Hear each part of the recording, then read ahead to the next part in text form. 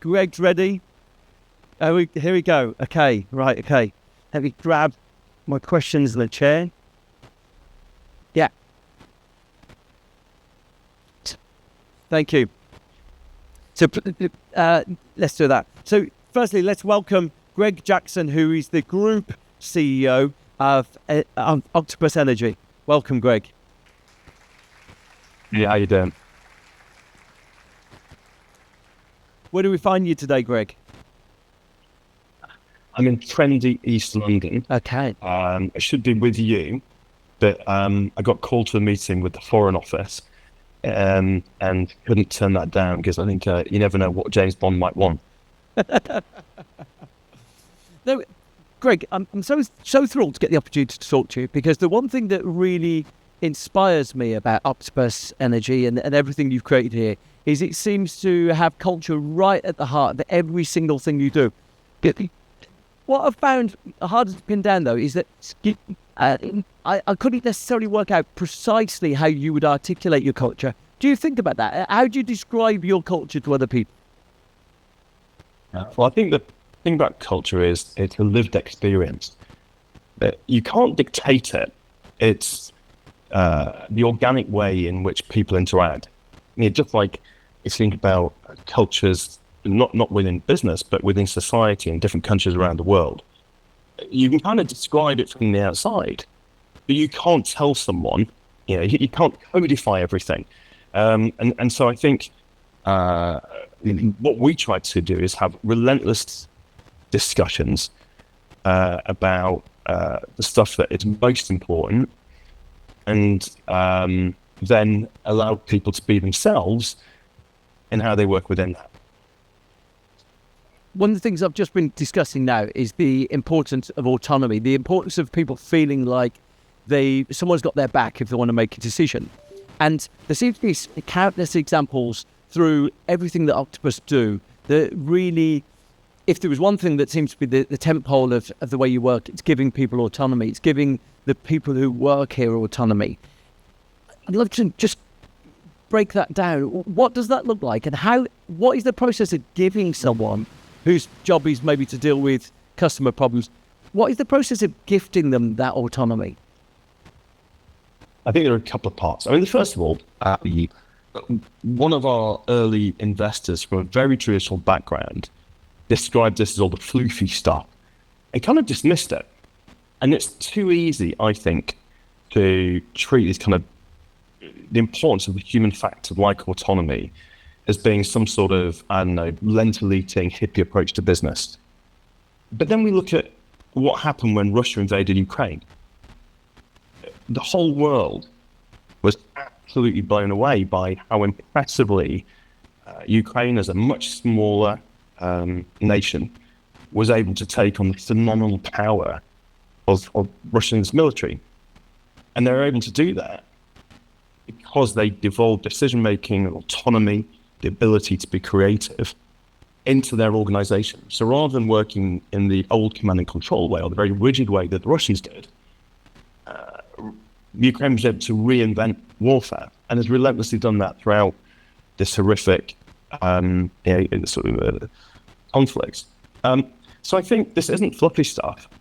This is hard-nosed, proven, and more likely to drive success.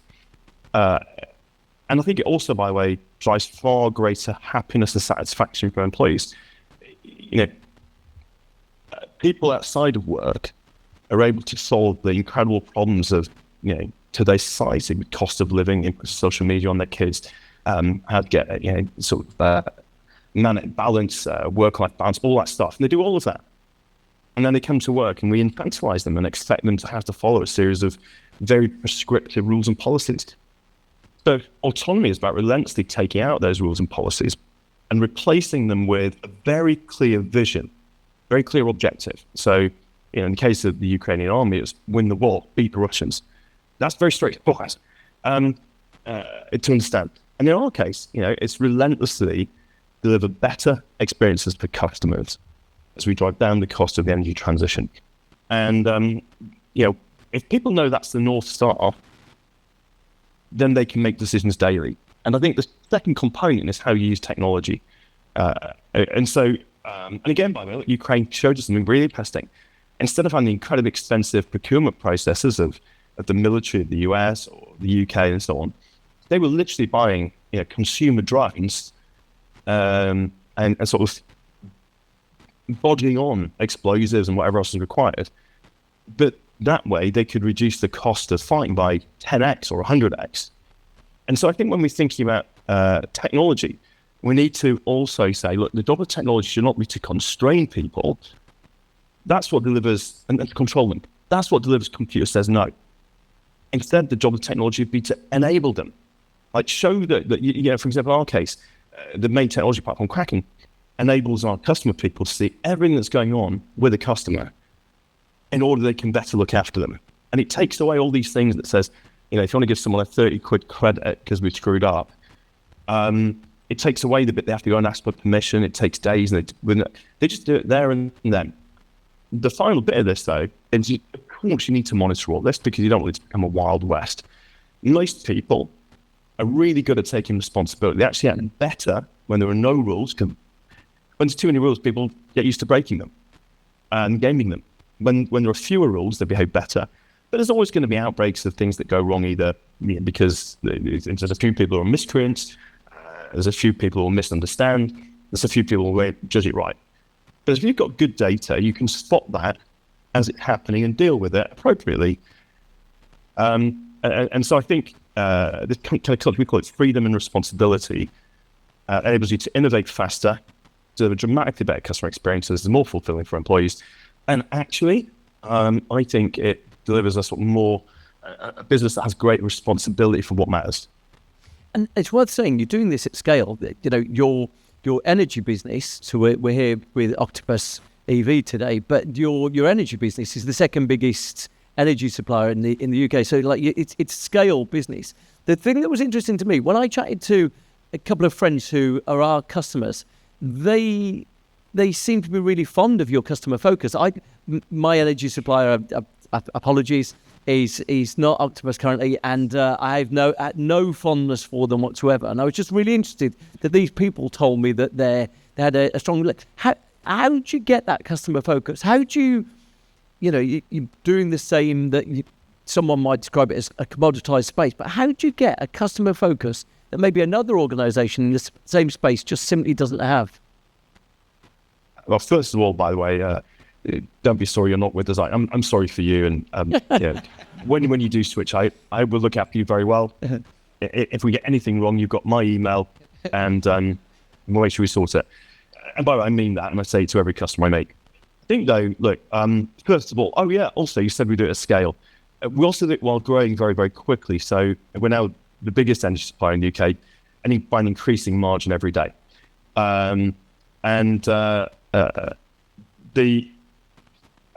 We employ about 11,000 people across the group, about 8,000 in the UK. So I think that I talked earlier about having a really clear vision and objective. Everyone in our company, whether it be in Octopus Energy, the supplier, whether it be in Octopus Energy electric vehicles, whether it be in our businesses that install low carbon tech in people's homes, they should all have that North Star. And every week we get the entire company together for something we call family dinner. There's no dinner and we're not a family, but it's kind of a bit like families get together sometimes and have a big dinner to kind of all connect with each other. And we do that to connect with each other in person where people are in offices, Zoom joining up all the offices and those who are not. And there'll be thousands of people on this call. It's not manicured, it's fairly chaotic.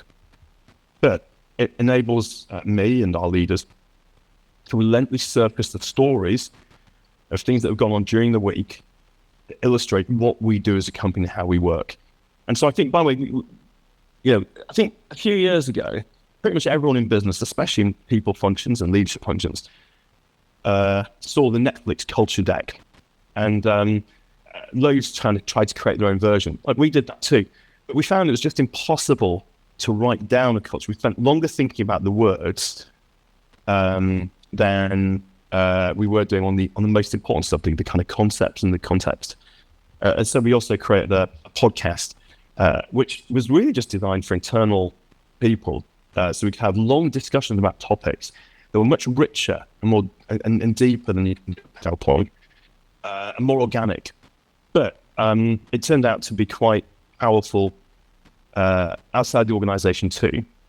And it's helped us attract hundreds of thousands of job applicants, and customers listen to it.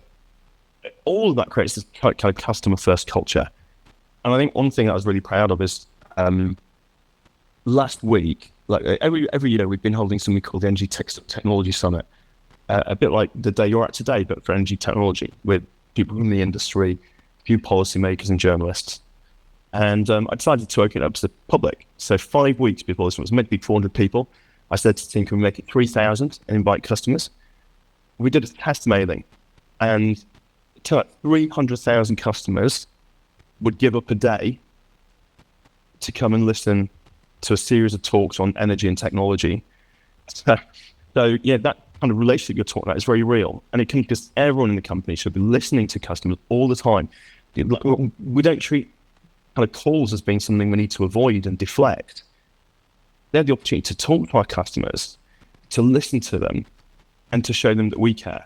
So I guess it's relentlessly core of what we do. There's a really interesting thread that runs through the way that you treat customers and the way that you design your organization. Inside the organization, it seems to me that you seem intent on getting rid of red tapey style sign-off processes. You described there how the employees can make decisions. And also with customers, I've seen that when you send emails to people, if customers reply to the emails, someone will get back to them, which is just not what happens when we deal with any sort of big company that we're buying from. Just trying to, I think, be clear-eyed about the processes that we find frustrating, both internally and externally, seem to be an important detail. And I wonder just how much that designing processes to get rid of frustrations is what you think the reality of creating great ecosystems is, whether internal or external. Getting rid of those micro frustrations seems to be an important consistency across both elements. I think it's incredibly important. We're in a society where people feel more and more disconnected. They feel the system is against them. Now, in a sector like ours, everyone has to have our product. There is no choice. It's not discretionary. If we're not responsive to, listening to, and genuinely building the business around our customers and for them, then we add to that sense of disconnect. And I think, you talked there about the emails. For example, it was a really early decision that we wouldn't have no reply as an email address. Every email address is a reply one. I think we probably do get more communications from customers than other companies. We see that as a benefit. Like, other companies have to run focus groups. We've never run a focus group. We have 200,000 conversations a week with our customers. If we don't know what they think, if we don't know what we're getting wrong, and the kind of stuff that matters to them, then I don't know. We're not doing our job right. So I think this idea that you can replace the traditional idea of an organization of you have massive walls between you and your customers, and then when you want to do research and things like that, you're going to do it in a very false environment. You can make it much more organic. One thing I love is, for example, if someone writes to us about the website, very often we'll just route that query to the people that design the website. And you literally get, instead of the company being this idea there's an alien company that's doing stuff you don't understand, you literally talk to the people who are building it. Does that work internally as well? Because, I don't know if we've lost you there. Does that work internally as well? The way you've described family dinners there is Greg still there?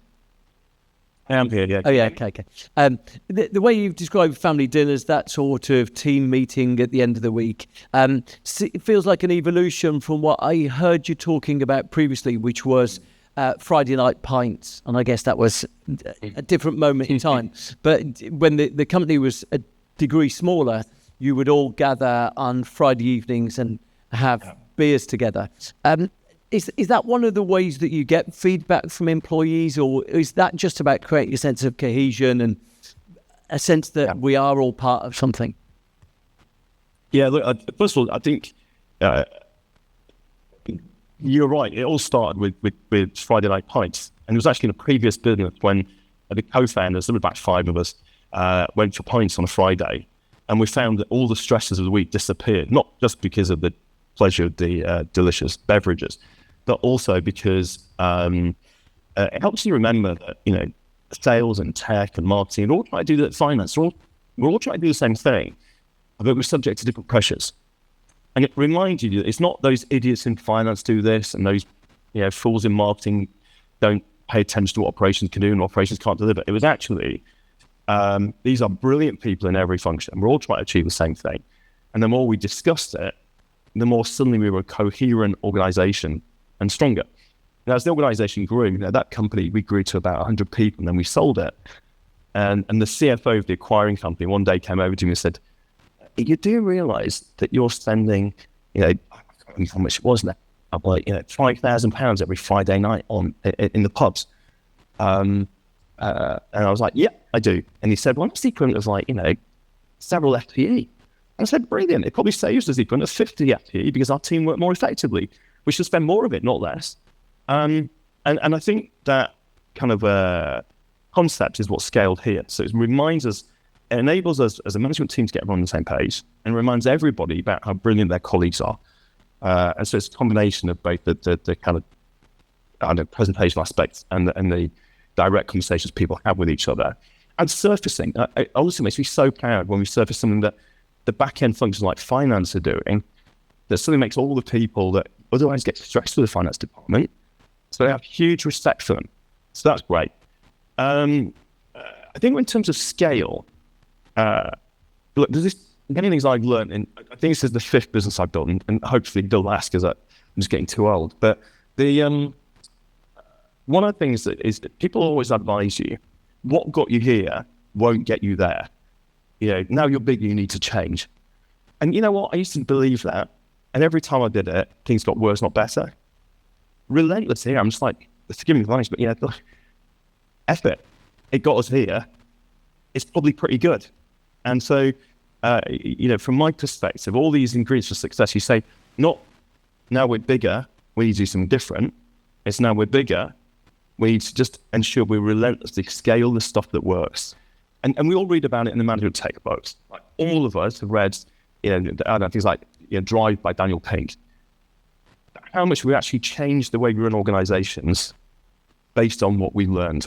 And I think, this business was the opportunity to say, relentlessly, we'll stick true to the stuff that we know that works, not those temptations for more process, more control, and so on. I'd love to just get into some of the practicalities. Everything you talk about is so eye-opening and fascinating and inspiring to hear, actually. But I would love to know, for example, some of the mechanics when you've done acquisitions, when you've brought people in from Bolt. How do you communicate to people joining if you've not codified this culture, if you've not written it down, if you've not got the classic old thing of set of values or mission statement? How do you pass on to them beyond just vibes? How are you gifting them the sense of understanding your culture? Because it's worth clarifying, you also don't have an HR department. So some of the ways that typically we might seek to do this, you've not got that infrastructure in place. How do you do it? What are the practical steps to do that? I mean, first of all, things like those big acquisitions, I think with Bulb, it's 1.5 million customers, and we fully integrated it within 6 months. We acquired Shell Energy, which is 1.4 million customers, and fully integrated it in 51 days. The kind of things that often drag companies down. The first bit here has been relentlessly confident. This is the way we do stuff. So there's, very often people try to be polite and say we're going to do the best of both or whatever. It's like, this isn't the best of both. You're joining Octopus and we do it the Octopus way. This is the way that works. And by the way, we would love to embrace you and your talents as part of this, but we're not going to change how we operate. I think speed is essential. The longer any organizational change goes on for, the more painful it gets. Now, you said, we don't have an HR department. That's true. But we do have some people professionals. And on a project like this, there'll be 2 or 3, maybe 5, I know, people professionals working potentially with I don't know, 1 or 2 contractors and whoever kind of is on the other side to ensure that we have people process that are very swift and very fair. And then our operational function really runs everything. So, on day 1 of an acquisition, our operation function, swoop into the other organization to start identifying how we're going to scoop the people and the customers out of that organization and put them into Octopus. But the whole thing is, we've got this big machine and we're going to incorporate them into it, not, run it in parallel for ages or have a complex merger. And we've now done 30 or 40 migrations at scale, so we know it works. A couple of things, being very candid, because I think candid is so important. And with Bulb, 93% of the people stayed after the acquisition. And I'm really proud of that. Bulb people were very good at what they did, and most of them slotted in brilliantly, and some have gone on to do some of the most senior roles in the business. I think with Shell, it was much more corporate, and frankly, I think when we acquired it, it had over 2,000 people, and we probably only needed, 300 or 400, and so it was a much more painful process. But again, running it quickly enabled us to be very, very fair with people. They weren't ever in any doubt about, they weren't spending a year going through consultations. Ironically, Shell itself was having a series of redundancies at the time, and had gone through, year after year. People were in this kind of perma consultation mode, which is horrible for them. And we were able to run a much fairer process with very, very generous severance packages, so people had clarity. So I think speed, clarity, fairness, but absolutely, being clear that they're joining our organisation because we're successful and we're not going to change it. One of the things that really comes across talking to you is that there's such a force of character, such a strong sense of convictions, a clear sense of the way you want to run the organisation. And I saw in a couple of interviews you did, you said that you'd originally told yourself when you get to 100 employees, you were going to leave. And then when you got to 200 employees, you were going to leave. And then you sort of kicked that down the road. And the way I interpreted that is that I got the sense you didn't like being the big boss because you just don't like corporate authority, like this idea of institutional authority. And I wonder if that is the secret of your success, the sense that you've built an organisation without any of the BS that I think we've all learned to tolerate because you don't like it yourself. Would you say that there's a line that runs through those things, that you've created an organisation that effectively is the only sort of place that you could put up with working in? Yeah, I'd say genuinely, if I wasn't enjoying it, and I'd leave. And even today we've got shareholders and a board. And so if that ever becomes something that I feel is bureaucratic, BS, or not serving what we set out to do, I'd much rather leave. I wouldn't stay for the, money, prestige, whatever. I think on the one thing that happened earlier, which was instrumental, and in many ways I'm just a lucky bag carrier for it, was our initial business plan was to be Ryanair for energy. I.e., we were going to be unbelievably cheap because we were brutally operationally efficient, and we would essentially require customers to do as we said, in the way we said, and we wouldn't even take phone calls. Everything would be automated. And our first investor said, look, I love everything you've got in your business plan about technology and operational efficiency, everything else. But I think you should love your customers. That's what will differentiate you in this sector. And honestly, once he said that, I thought he was right. And so we fundamentally, everything we talked about now about putting customers at the heart, the way that we were previously going to do it was by basically saying, look, we know that customers want the cheapest energy, just like Ryanair, know people want the cheapest flights, and we'll deliver that. But I think actually what we've done is it's still better value than any other energy company. The technology enables us to be incredibly operationally efficient, but it also enables us to empower the team to to be more interactive with customers than anybody else to give better experiences. And I think this is a much better model. But it really came from there. Now, this idea of, firing myself when we got to 100 people, and then I said 2, was all based on the idea we could automate everything. And I think, candidly, I learned that in a sector like energy, where we've got to provide universal service, I can't just provide unbelievably cheap energy for those people that are willing to be, interact only the way we prescribe.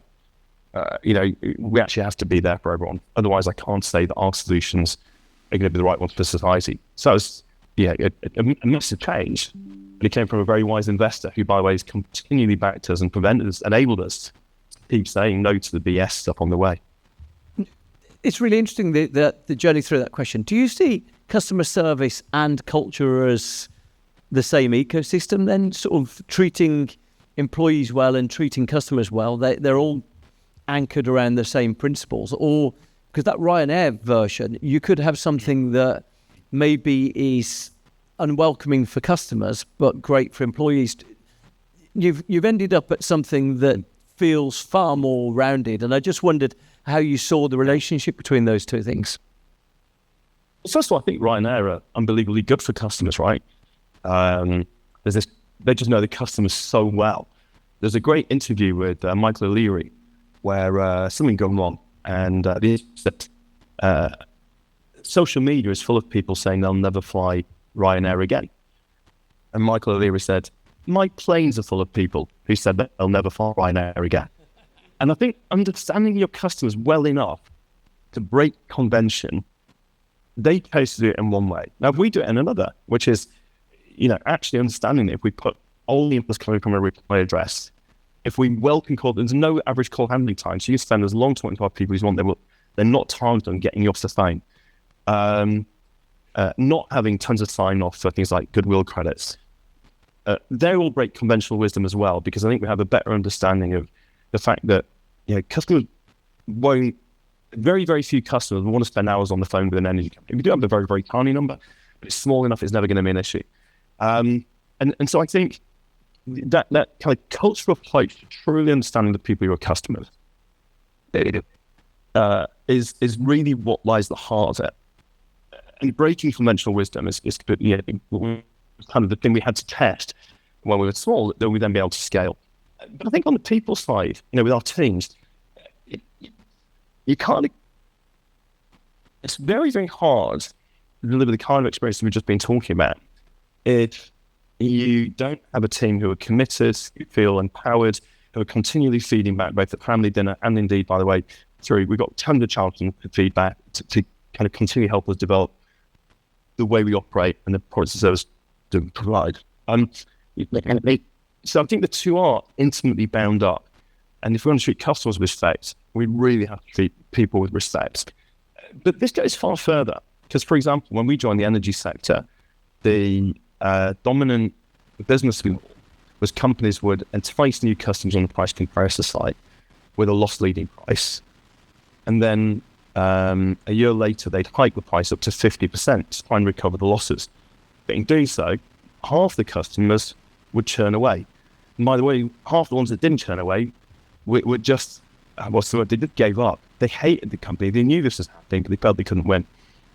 And so challenging that business model by saying what we wanted to do was have pricing that was sustainable from day one. So you join us, it's a bit more expensive than others, but a year later and every year thereafter, it'll be cheaper, unless you want to get into that kind of just relentless kind of treadmill of just switching to the best deal and then go to all the hassle of setting new apps and new bank accounts and things going wrong. So I think, this kind of like, we could only do that if we provided a good enough experience that people actually wanted to stay with us. And we don't do that if we had the right model with our people. So I think you've only got these, very often you need to move from one paradigm where every part of the system is designed around your existing business model or organization, to an entirely new paradigm. If you just change one or two bits of it, it can often fail. We're coming to the end now, and I guess everyone in the room here has spent a short while now thinking about culture and then listening to you talk about the realities of it. Is there anything, as we're looking forward for the next few years, how do you think that the people in this room should be thinking about creating culture in their teams, in their organizations. What are the one or two things that we should be focused on as we're thinking about the journey to 2030? I think relentless honesty and being honest with ourselves. I think wishful thinking is the greatest enemy of shareholder value and of corporate success. So, a couple of things. The world is changing faster now than ever before, and it's only going to start changing faster. So, for example, in our organization, the pricing team asked us to, they were just working too hard when we were doing price changes, and they asked us to give them more planning horizon. And that's what I said, we need less planning horizon, but we need you to understand how to cope with that so that we can be more agile, because in an ever-changing world, we just need to get more agile. And so, with that team, we ended up saying, look, it's always going to be a frantic process. So the shorter we make it, the easier it's to be. But when you know it's coming, we can then book. You can literally book a week off afterward. The company will obviously pay. But so you know that you're going to have a few brutal days every 2 months, but you'll also have recovery time instead of allowing the process to extend. And I think relentlessly thinking about how do you make your organization more agile rather than trying to create more processes so everyone can do things more slowly is going to be ever more critical. And I'm really reminded of, there's a quote from Bill Gates that says, the world in 2 years will look exactly like it does now. And the world in 10 years will look entirely different. We just don't know what the changes will be and when. And so I think we need to be building organizations with that in mind. Otherwise, what you do is you set a 3-year plan, and it's about 3 years is exactly, you're just as right with your 3-year plan, you're in entirely the wrong shape. So I said earlier, it's so important to have that kind of North Star and vision. And then you can devolve responsibility and decision making that people know what, broadly speaking, you're trying to achieve. And they can be an active part in delivering it. I think too many organizations spend an awful lot of time planning. People are just going to deliver KPIs that have been spent ages engineering the whole structure and the KPIs. And just as people are getting going on that, you change the North Star. And you end up with organizations where, and it's like, you're marching halfway up the hill and then back down again, up the hill and back down again, as opposed to having the confidence to have a long-term fundamental vision what you're doing and then devolve the actions to deliver it. Greg, we're out of time, but I think everyone in the room will be agree with me that was absolutely fantastic and makes us immensely envious of the culture you've created, I'm sure. Can I just say one thing? Is that all right? Because it's every now and then when I can see you, I can see the cars behind you, I can see the audience. And, look, this is a great example. The fundamentals of EVs are astonishing. They're getting cheaper every year to buy. They're so unbelievably cheap to run. For the vast majority of people, maybe not quite everyone, but they're a better experience. If you can charge at home, it's unbelievable. And even if you can't, it's pretty good. Remember, when people say things like, not everyone can charge at home, no one can charge a petrol car at home. The stuff I was talking about, the fundamentals and the confidence to drive this path. Right now, the fossil fuel industry, the traditional car industry are seeing, that they're in long-term decline. And that means that right now is the maximum point of confusion, fear, uncertainty, and doubt about their transition to EVs. That you only need to live with them to realize they are absolutely the future. And it's the confidence of the people that lead on this that are going to be thanked by their customers, partners, and society. Because, look, this is inevitably going to happen. So we might as well be, in the vanguard of it and enjoy bringing it to people. Fabulous. Greg, and give it up for Greg. Thank you, Greg Jackson.